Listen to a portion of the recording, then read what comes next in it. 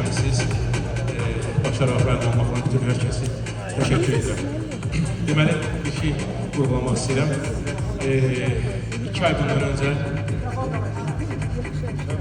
2 ay bundan öncə mənim dostum Məhəmməd Rusiya-Ukrayna döyüşündə dünyasını dəyişdi. Mən bu mübarizəni, bu uğuru ona həsr edirəm və istəyirəm ki, onu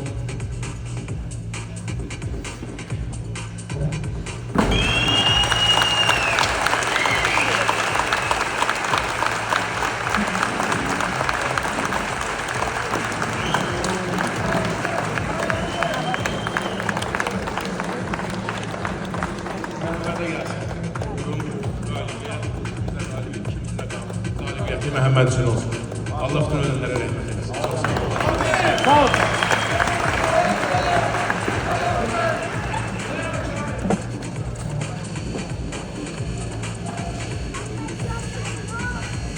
Bir daha alkışlayan teşekkürümüzü bildiririk minnettarım.